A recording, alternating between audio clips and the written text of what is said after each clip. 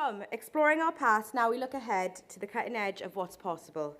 Professor Jane Sowden joins us to share insight into pioneering work focused on restoring function to the retina. Like Michelle, Jane will be joining us during the Meet the Speaker session this afternoon, where you'll be able to ask your questions. Online delegates, you can ask your research-specific questions to Professor Julie Silvestri this afternoon too. Let's welcome Professor Sowden.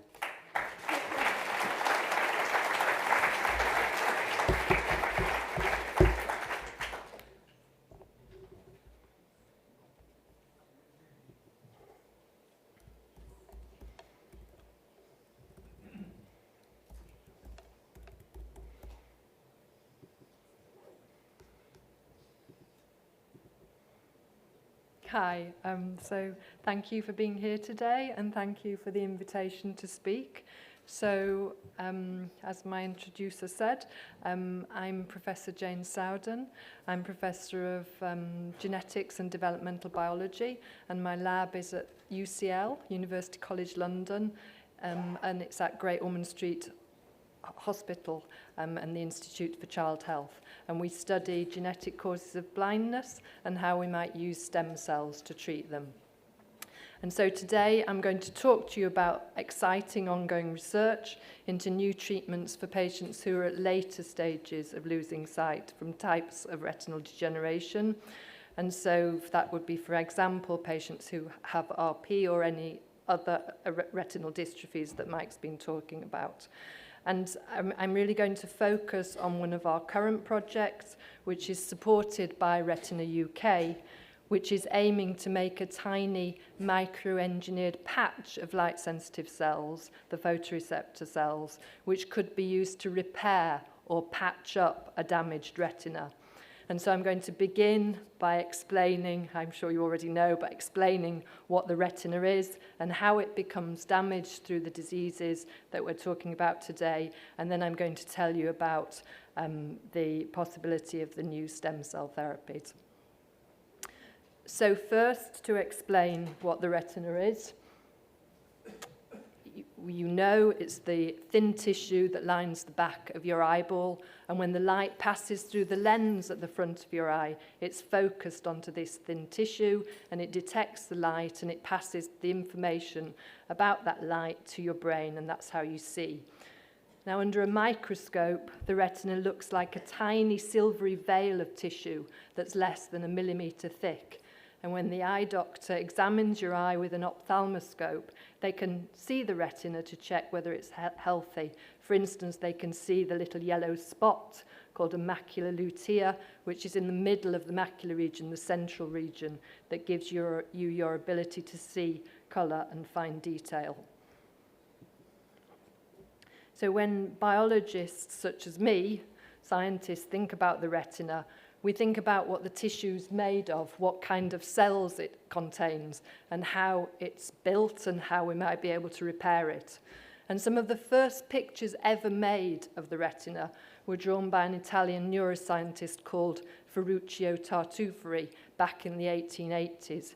And he put some dye on the retinal tissue, a special dye, which particularly stained nerve cells, and then viewed under a magnifying microscope and could see for the first time the details of the retinal structure stained by this dye.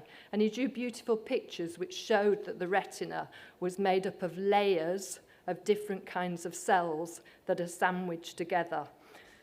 So the most important and remarkable ability of the retina is that it detects light, and it does that because it's packed full of the cells that we call the photoreceptor cells, which are light sensing, and we have the two kinds that you know, the rods and cones that detect rods the light and dark and cones the vision. And there, Ferruccio drew them as this layer right at the back of the eye.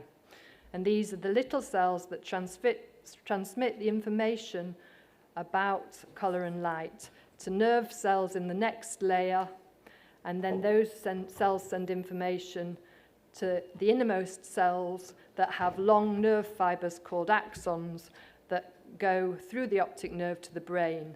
If the nerves were roads, then the optic nerves like the M1 to the brain. So our retinas develop very early in the life of an embryo. So part of the developing brain buds and separates itself, and it changes shape, which we call morphogenesis, into little globe shapes. And so that's the rudiment of the eye by the 6th week of the embryo's development. So that's when the embryo is only around 6 millimeters long, about the size of a garden pea. So then the different types of photoreceptor cells and all the other retinal cells grow within this tiny structure. So by the time a baby is born, it's got a full set of photoreceptor cells. And these are normally packed close together like the balls of a ball pit.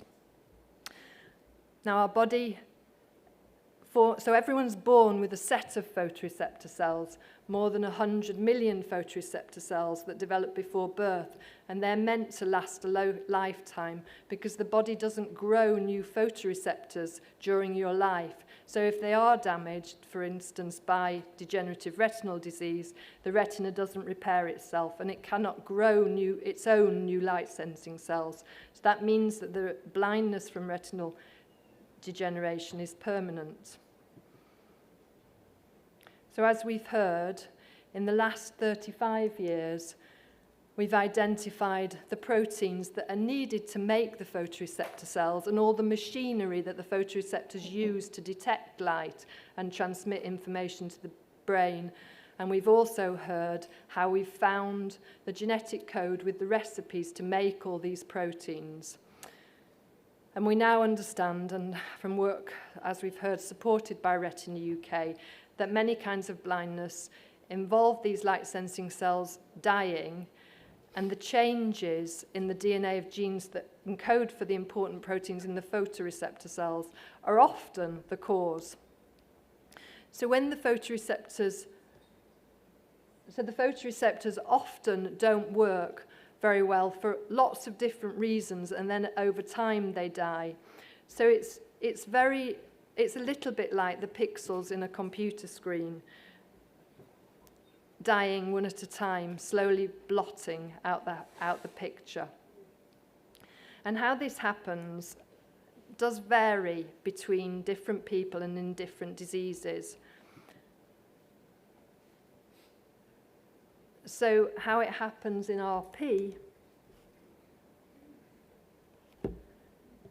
for example, the cells at the edge of the retina die first, so patients might not notice that their field of vision is narrowing, which is called tunnel vision, and then eventually the cells at the center of the retina die.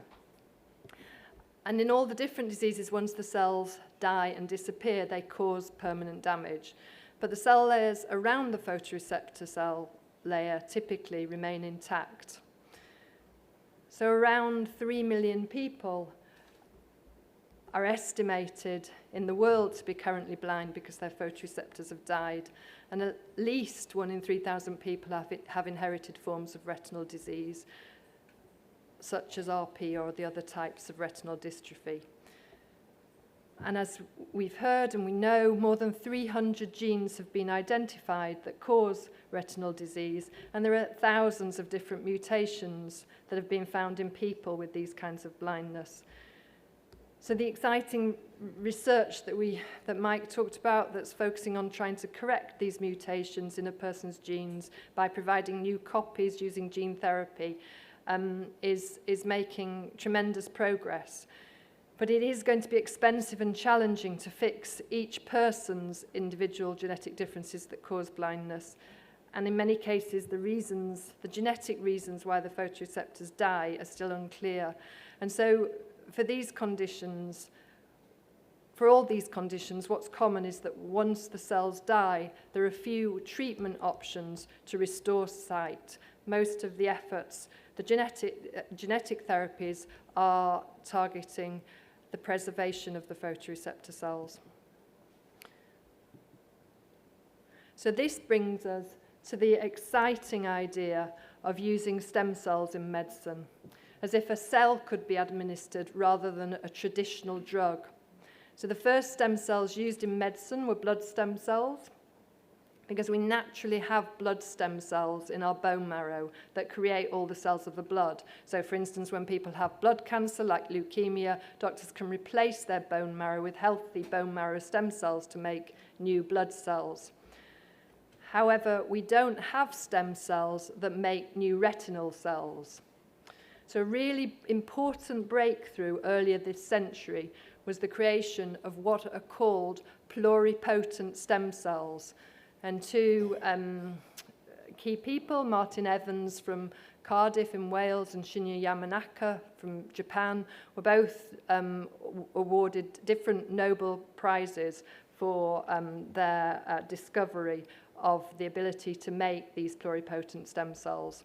And these are cells that can be grown in a laboratory in a what we call a cell culture dish. And when we grow them in different conditions, they either make more of themselves or they can form different kinds of specialized cells.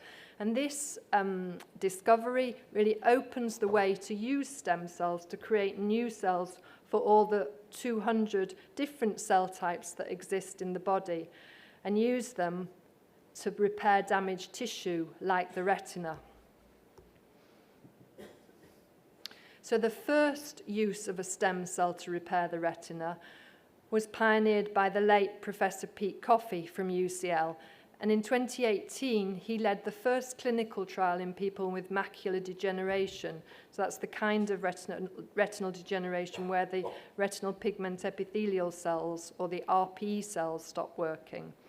And the RPE cells are special support cells that help the photoreceptors stay healthy. And in this first clinical trial, patches of RPE cells were grown from the stem cells in the lab, and then patients had eye surgery to implant the RPE cell patch next to the photoreceptors under the retina. And the treated patients could read more letters on an eye chart than before the treatment. And this exciting development has led to other similar RPE patch studies being now undertaken by other teams around the world. So this pioneering work really inspired us to think that maybe we could similarly create a photoreceptor cell patch to try to repair the degenerated retina. So the aim would be to try to engineer a patch of tissue made of photoreceptor cells. So the rationale is that maybe the stem cells can be used to grow the new photoreceptor cells, and the advantage of creating a patch is that the cells can be organized to mimic the damaged photoreceptor layer and then carefully and safely delivered to the patient's eye. So a preformed patch could hold the cells in position, and we think it will help the cells stay where they're needed. We also think that this treatment could be applicable to a wide range of conditions in which the photoreceptors have degenerated, causing blindness, but leaving the other retinal cells and the optic nerve intact. So such a treatment wouldn't be limited to a particular type of genetic mutation. So for the cell therapy to be successful, it needs to consider three components.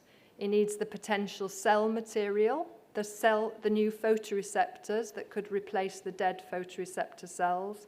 It needs to be delivered under the retina, and they need to be able to interact favorably with the patient's tissue after it's implanted. So I'm going to go through how we're making these different components in the Retina UK project. So first, we're growing the photoreceptors in a dish in the lab from stem cells. So a really exciting breakthrough that I was so impressed by when I saw it back in 2011 was made by a Japanese lab led by Yoshiki Sase. And they first showed that a structure which is very like those little embryonic eyes that I described to you earlier could self-form from pluripotent stem cells whilst growing in a dish in the laboratory. So this was a remarkable step forward, and over the last decade we've developed the capacity at UCL to grow these three-dimensional mini eyes that are now known as organoids from patient stem cells. And the organoids look like little tiny floating balls.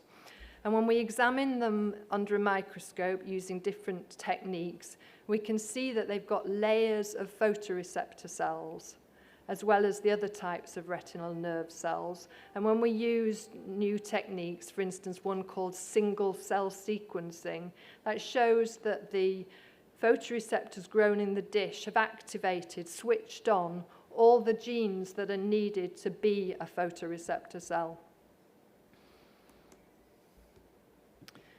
So in my lab, talented stem cell biologist, Dr. Hema Pramod, leads the work to scale up how we make these new photoreceptor cells. So we grow the organoids in hundreds of tiny wells inside what we call tissue culture plates, and these are fed with special liquid food containing nutrients.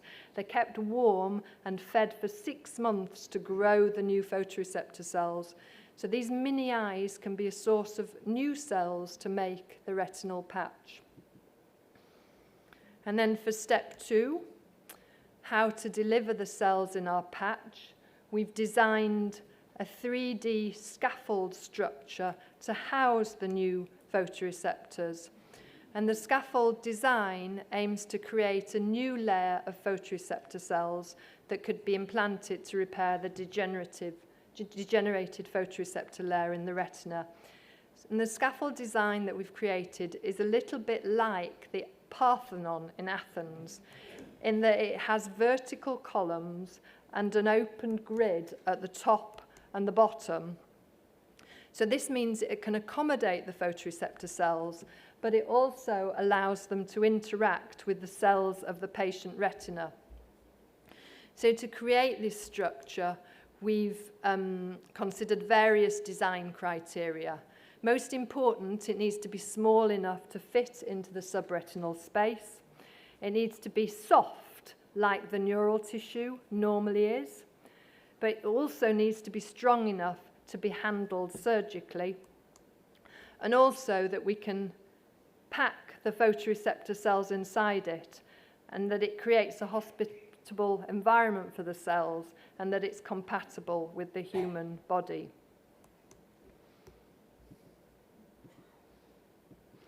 So,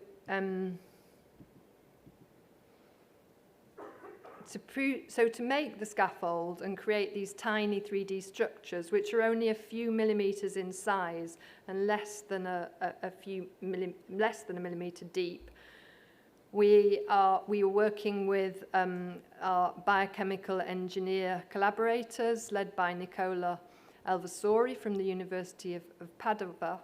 And he's developed a special new chemical which absorbs water to become a liquid, but when a laser is pointed at it, it becomes a solid jelly.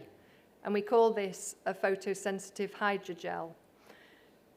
And a bioengineer in my lab, David Martos, has been using this chemical to make the tiny scaffolds. So he's precisely pointing the lasers at the liquid using a 2-photon microscope, and that shapes the jelly into those tiny Parthenon structures that I described before. So now we've grown the photoreceptor cells in the dish and built the scaffold for them, and now we need to put the cells into the scaffold to make the patch.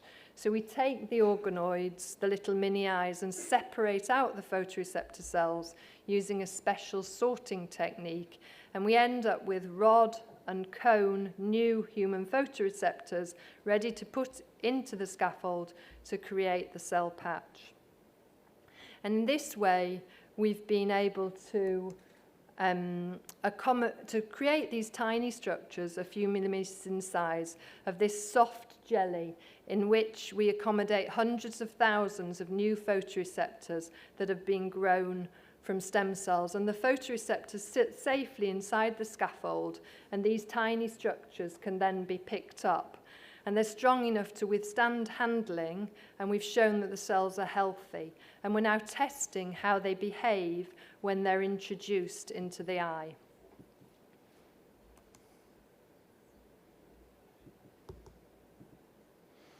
So Mr. Rob Henderson and James Wawczynski are the retinal surgeons who are developing the surgery to put the retina, to put the patch under the retina. They're inserting the patch via an incision in the white part of the eye at the front. And we're collaborating with the Dutch Ophthalmic Research Centre, who are experts in precision tools for eye surgery in this work. And I'm pleased to say that one of the surgeons, James Wawczynski, will join me for the Q&A session this afternoon at 3 p.m. And I hope that many of you will join us to talk more about this work. And this brings me to the end of my summary of our scheme to make the photoreceptor patch. And I'd like to thank Retina UK for the support of this work, and to thank all our multidisciplinary team who are contributing to the progress we're making. So the technology we're using is combining stem cell science, tissue engineering, and surgical approaches. So I've shown you how we're creating this new little layer of cells that we call a patch. We're aiming for this to be an approach to repair the retina, as if patching a damaged area, and we hope to be able to advance this program to a first clinical trial, but this is detailed and complex work at an early stage, and we're not there yet. But in the current project, we're aiming to demonstrate that a photoreceptor patch of live cells grown in the lab from stem cells could be a future feasible route to curing these kinds of blindness. We think this approach may provide a way of restoring light sensitivity to patients who have no other treatments available for their blindness. So I'll end there, and thank you for listening and for your support.